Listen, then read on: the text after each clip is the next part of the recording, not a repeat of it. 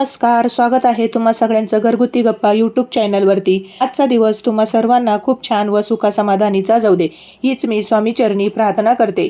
नवीन व्हिडिओला सुरुवात करण्याआधी तुम्ही जर माझ्या चॅनलला पहिल्यांदा बघत असाल तर चॅनलला लाईक, शेअर, सबस्क्राईब करा व कमेंटमध्ये श्री स्वामी समर्थ लिहायला अजिबात विसरू नका। चला तर मग नवीन व्हिडिओला सुरुवात करूया।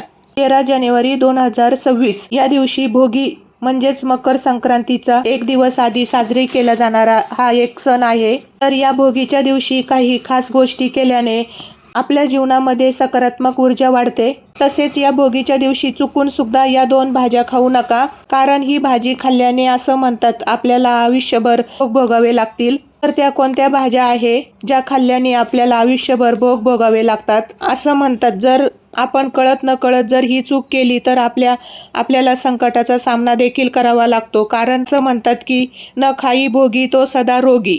म्हणजेच या दिवशी जो कोणी भोगीची भाजी खात नाही तर तो नेहमी आजारी राहतो असं देखील म्हटले जाते।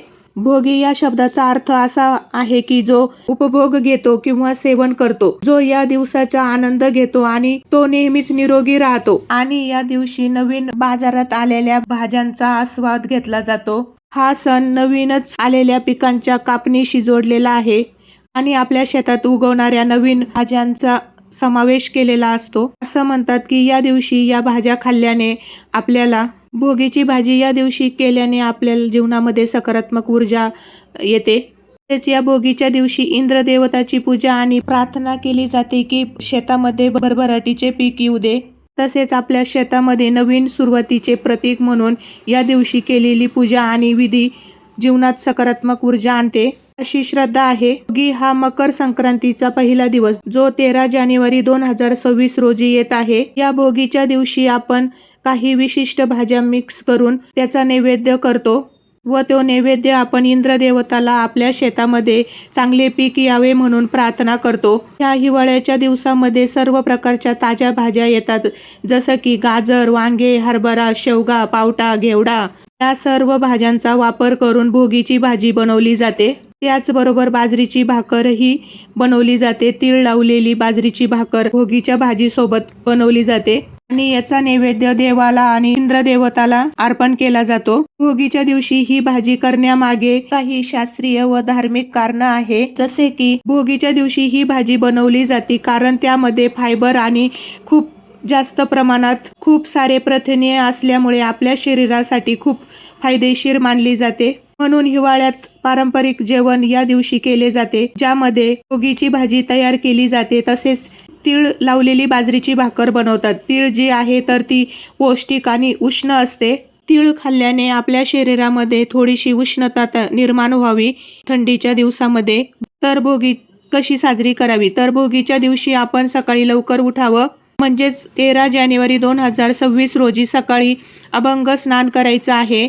अभंग स्नान करताना आपल्याला आपल्या आंघोळीच्या पाण्यामध्ये तीळ, गंगाजल टाकायचे आहे आणि या तीळ टाकलेल्या पाण्यानेच आपल्याला स्नान करायचे आहे। भोगीच्या दिवशी अगदी तुम्ही सकाळी ब्रह्ममुहूर्तावर आंघोळ केली तरीही चालेल, कारण ब्रह्ममुहूर्तावर सकारात्मक लहरी ज्या आहे तर त्या खूप जास्त प्रमाणात असतात।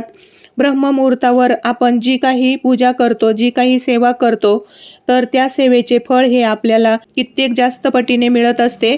तसे तर तुम्ही या दिवशी तिळाचे उटणे देखील बनवू शकतात किंवा आंघोळीच्या पाण्यामध्ये तीळ टाकावी आणि या तीळ टाकलेल्या पाण्याने भोगीच्या दिवशी घरातील प्रत्येक व्यक्तीने तीळ टाकून आंघोळ करावी किंवा तिळाचे उटणे लावावे।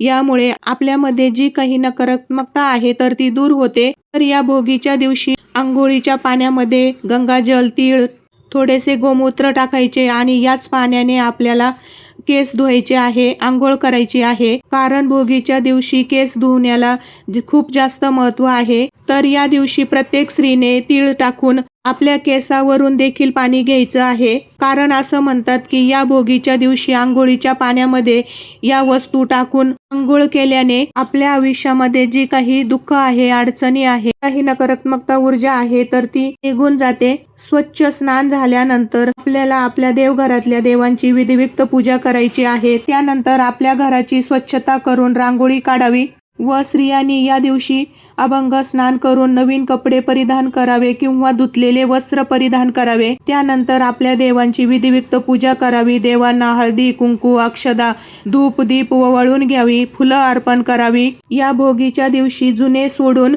नवीन सुरुवात करण्याचे आणि निसर्गाबद्दल कृतज्ञता व्यक्त करण्याचा उत्सव आहे, ज्यामध्ये घराची स्वच्छता करणे, जुन्या वस्तू लाकडी वस्तू फेकून देणे, शेकोटी पेटवणे. या दिवशी जुने विचार, नकारात्मक ऊर्जा, आळस, आपल्याला कोणत्याही कामामध्ये कंटाळा येत असेल तर जसं आपल्या घरामधल्या जुन्या वस्तूंचा आपण शेकोटी करतो, तसंच आपल्याला आपल्या विचारांचाही शेकोटी करून या नवीन जीवनाची सुरुवात करायची असते. या भोगीच्या शेकोटीमध्ये आणि आपले जुने विचार यामध्ये नष्ट होऊ दे आणि नवीन सकारात्मक ऊर्जेच्या जीवनाची सुरुवात होऊ दे अशी प्रार्थना करावी. तसेच जुन्या आणि न वापरणाऱ्या वस्तू जाळून नवीन सकारात्मक ऊर्जेचे स्वागत केले जाते आणि प्रत्येक घरामध्ये खास भोगीची भाजी केली जाते. तर या भोगीच्या भाजीत सुद्धा थोडेसे तीळ मिक्स केले जाते आणि तीळ मिश्रित बाजरीची भाकरही केली जाते. या भोगीच्या दिवशी बाजरीची भाकर तीळ लावलेली आणि खास करून मिक्स भाजी केली जाते. भोगीच्या दिवशी याचाच नैवेद्य देवांना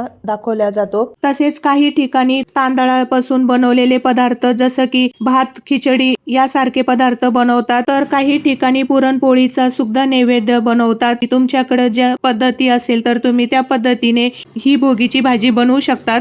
तर अशी ही भोगीची मिक्स भाजी खाल्ली जाते भोगीच्या दिवशी. अशी ही भोगीची भाजी नक्की या दिवशी करा, कारण आयुष्यभर भोग भोगावे लागतील असे म्हणतात. या दिवशी जर आपण भोगीची भाजी केली नाही तर आयुष्यभर भोग भोगावे लागतील. या शब्दाचा अर्थ असा आहे की जर तुम्ही या सणाचे महत्त्व समजून घेतले नाही तर तुम्ही आनंद आणि समृद्धीला मुकवाल. या भोगीच्या दिवशी चुकूनही खाऊ नका या 2 भाज्या, तर आयुष्यभर भोग भोगावे लागतील. तर त्या कोणत्या 2 भाज्या खाल्ल्याने आपल्याला आयुष्यभर भोग भोगावे लागेल, तर त्या भाज्या म्हणजे कांदा आणि लसूण. ह्या 2 भाज्यांचा वापर हा टाळावा भोगीच्या दिवशी भाजी बनवताना, कारण काही धार्मिक मान्यतेनुसार आपण कांदा लसूण हा देवाला नैवेद्यात वर्ज्य करतो.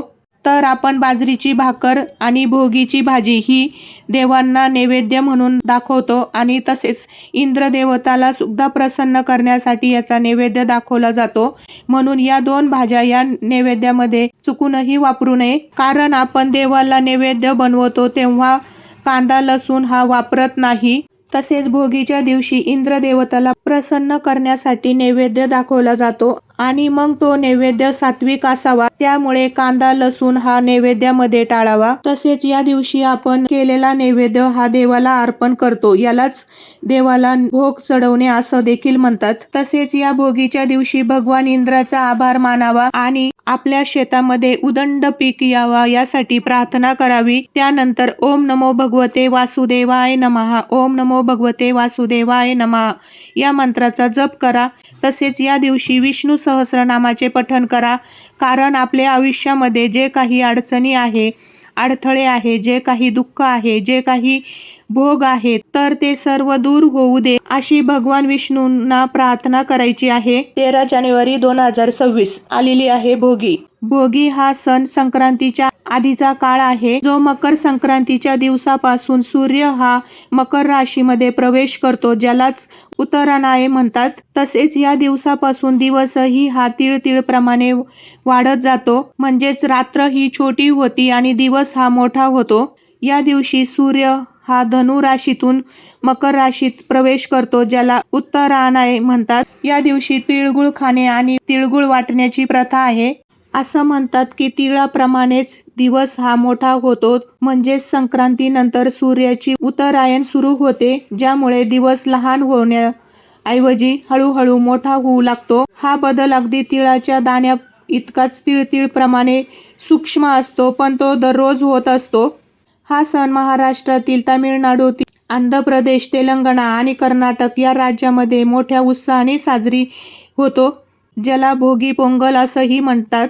तर अशी ही भोगीबद्दल माहिती जर तुम्हाला आवडली असेल, व्हिडिओ आवडला असेल तर चॅनलला लाईक शेअर सबस्क्राईब करा व बेल आयकॉनलाही प्रेस करा, जेणेकरून मी जेव्हा केव्हा व्हिडिओ अपलोड करेल नवीन, तर त्याचे नोटिफिकेशन हे सर्वात आधी तुम्हाला मिळेल. चला तर मग भेटूया अशाच पुढल्या एका नवीन व्हिडिओमध्ये. तोपर्यंत श्री स्वामी समर्थ. श्री अवधूत चिंतन. श्री गुरुदेव दत्त. श्री स्वामी समर्थ.